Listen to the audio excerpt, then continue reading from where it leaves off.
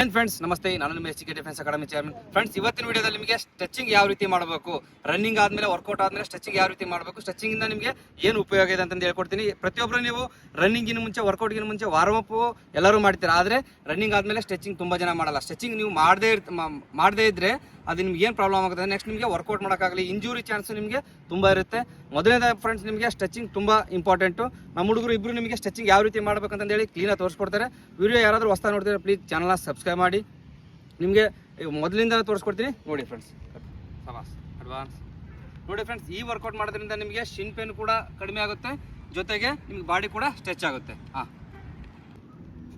ಈ ವರ್ಕೌಟ್ ಮಾಡೋದ್ರಿಂದ ನಿಮಗೆ ಶಿನ್ ಪೇನ್ ಕೂಡ ಕಡಿಮೆ ಆಗುತ್ತೆ, ಜೊತೆಗೆ ನಿಮಗೆ ಕಾಲು ಹಿಂದೆ ಇದೆಯಲ್ಲ, ಹಿಂದೆ ಇಮ್ಮಿಡಿ ಎಲ್ಲ ನಿಮಗೆ ಪೂರ ಲೆಗ್ ನಿಮಗೆ ಸ್ಟ್ರೆಚ್ ಆಗುತ್ತೆ.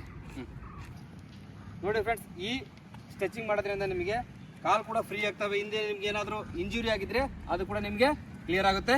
ಇಷ್ಟೊತ್ತು ಮಾಡಿದ್ದು ಸ್ಟ್ಯಾಂಡಿಂಗ್ ಪೊಸಿಷನಲ್ಲಿ ಸ್ಟ್ರೆಚಿಂಗು. ಇವಾಗ ನಾವು ಕುಂತ್ಕೊಂಡು ಕೂಡ ಸ್ಟ್ರೆಚಿಂಗ್ ಹೇಳ್ಕೊಡ್ತೀನಿ, ಕ್ಲೀನಾಗಿ ಅಬ್ಸರ್ವ್ ಮಾಡಿ ಬನ್ನಿ. ನೆಕ್ಸ್ಟ್ ನೋಡಿ ಫ್ರೆಂಡ್ಸ್, ಈ ಸ್ಟ್ರೆಚಿಂಗ್ ಮಾಡೋದ್ರಿಂದ ನಿಮಗೆ ಅಪ್ಪರ್ ಬಾಡಿ ಇದೆಯಲ್ಲ ಅದು ನಿಮಗೆ ರಿಲೀಫ್ ಆಗುತ್ತೆ.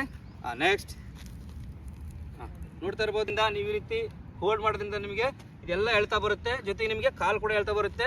ಕಾಲು ಹೇಳ್ತಾ ಬರೋದ್ರಿಂದ ನಿಮಗೆ ನೆಕ್ಸ್ಟ್ ವರ್ಕೌಟ್ಗೆ ಫ್ರೀ ಹಾಕಿರೋ, ಜೊತೆಗೆ ನಿಮಗೆ ಇಂಜುರಿ ಚಾನ್ಸಸ್ ತುಂಬ ಕಡಿಮೆ ಇರುತ್ತೆ. ನೋಡಿ ಫ್ರೆಂಡ್ಸ್, ಈ ಕಾಲು ಎಷ್ಟು ಲೆಂತ್ ಹಾಕ್ಯಂತಾರೆ ಅಷ್ಟು ಲೆಂತ್ ಹಾಕ್ಕೊಂಡು ಎಷ್ಟು ಡೌನ್ ಆಗುತ್ತೆ ಅಷ್ಟು ಡೌನ್ ಆಗಬೇಕು. ಡೌನ್ ಆದಾಗ ಏನಾಗುತ್ತೆ, ನಿಮಗೆ ಕಾಲು ಪೂರ ಸ್ಟ್ರೆಚ್ ಆಗುತ್ತೆ, ಹಿಪ್ ಕೂಡ ನಿಮಗೆ ಸ್ಟ್ರೆಚಿಂಗ್ ಆಗುತ್ತೆ, ಜೊತೆಗೆ ಈ ಬೆನ್ನು ಇದೆಯಲ್ಲ ಇಲ್ಲಿ ಕೂಡ ನಿಮಗೆ ಸ್ಟ್ರೆಚಿಂಗ್ ಆಗುತ್ತೆ. ನೆಕ್ಸ್ಟ್ ನಿಮಗೆ ವರ್ಕೌಟ್ಗೆ ಈಸಿ ಆಗುತ್ತೆ. ನೆಕ್ಸ್ಟ್ ಫ್ರೆಂಡ್ಸ್, ಈ ವರ್ಕೌಟ್ ಮಾಡೋದ್ರಿಂದ ನಿಮಗೆ ಹಿಪ್ಪಲ್ಲಿ ಏನಾದರೂ ನಿಮಗೆ ಪ್ರಾಬ್ಲಮ್ ಇದ್ದರೆ, ಸೊಂಟದಲ್ಲಿ ಏನಾದರೂ ಪ್ರಾಬ್ಲಮ್ ಇದ್ದರೆ ನಿಮಗೆ ಇದು ಕೂಡ ಕ್ಲಿಯರ್ ಆಗುತ್ತೆ. ಇದರಲ್ಲೇ ನಿಮಗೆ ನೋಡ್ತಾ ಇರ್ಬೋದು ಸೇಮ್ ವರ್ಕೌಟ್ ಇದು, ಸೇಮ್ ಬೀಳೋದಾದರೆ ನಿಮಗೆ ಇಲ್ಲಿ ನಿಮಗೆ ಶೋಲ್ಡ್ರಿಗೆ ಕೂಡ ನಿಮಗೆ ಸ್ಟ್ರೆಚಿಂಗ್ ಆಗುತ್ತೆ. ಫ್ರೆಂಡ್ಸ್, ಈ ರೀತಿ ನೀವು ಕಾಲು ಹಿಡ್ಕೊಂಡು ಮುಂದೆ ನಿಮಗೆ ಮಿಡಲಲ್ಲಿ ಕಾಲು ಹಿಡ್ಕೊಂಡು ಈ ಥರ ಸ್ಟ್ರೆಚ್ ಆಗೋದ್ರಿಂದ ನಿಮಗೆ ಹಿಪ್ಪಿಂದ ಹಿಡಿದು ತೈಸು ಕಾಫ್ ಮಸಲು ಪೂರ ನಿಮಗೆ ಸ್ಟ್ರೆಚ್ ಆಗುತ್ತೆ. ನೀವು ಎಷ್ಟೇ ರನ್ನಿಂಗ್ ಮಾಡಿದ್ರು, ಎಷ್ಟೇ ನೀವು ಸುಸ್ತಾಗಿದ್ರೆ ನಿಮಗೆ ಇದು ನೆಕ್ಸ್ಟ್ ರನ್ನಿಂಗ್ ಆಗಲಿ, ನೆಕ್ಸ್ಟ್ ನಿಮಗೆ ಇಂಜುರಿ ಪ್ರಾಬ್ಲಮ್ ಕೂಡ ಕಡಿಮೆ ಇರುತ್ತೆ. ನೆಕ್ಸ್ಟ್ ನೋಡಿ ಫ್ರೆಂಡ್ಸ್, ಈ ವರ್ಕೌಟ್ ಮಾಡೋದ್ರಿಂದ ನಿಮಗೆ ತೈಸಲ್ಲಿ ಏನಾದರೂ ಇಂಜುರಿ ಇದ್ದರೆ, ತೈಸಲ್ಲಿ ಏನಾದರೂ ನಿಮಗೆ ರನ್ನಿಂಗ್ ಮಾಡಿ ನಿಮಗೆ ಟೈಟ್ ಆಗಿದ್ರೆ ಇದು ಕೂಡ ನಿಮಗೆ ಸ್ಟ್ರೆಚ್ ಆಗುತ್ತೆ.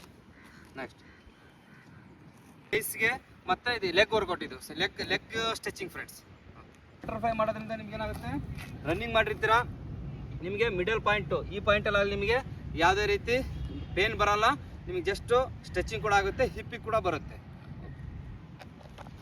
ಇಷ್ಟೊತ್ತು ಮಾಡಿದ್ದು ನೀವು ರನ್ನಿಂಗ್ ಮತ್ತು ವರ್ಕೌಟ್ ಆದಮೇಲೆ ಸ್ಟ್ರೆಚಿಂಗ್ ಫ್ರೆಂಡ್ಸ್. ಪ್ರತಿದಿನ ನೀವು ಈ ರೀತಿ ಮಾಡೋದ್ರಿಂದ ನಿಮಗೆ ಇಂಜುರಿ ಆಗೋ ಚಾನ್ಸು ತುಂಬ ಕಡಿಮೆ ಆಗುತ್ತೆ. ಜೊತೆಗೆ ನೀವು ನೆಕ್ಸ್ಟು ಮಾರ್ನಿಂಗ್ ಸೀಸನ್ ಮುಗಿದ ತಕ್ಷಣ ಈವ್ನಿಂಗ್ ಸೀಸನ್ ನೀವು ಆರಾಮ್ಸೆ ವರ್ಕೌಟ್ ಮಾಡ್ಬೋದು ಅಂತ ಹೇಳ್ತಾ, ವಿಡಿಯೋ ಇಷ್ಟ ಆದರೆ ಲೈಕ್ ಮಾಡಿ, ಸಬ್ಸ್ಕ್ರೈಬ್ ಮಾಡಿ. ಜೈ ಹಿಂದ್.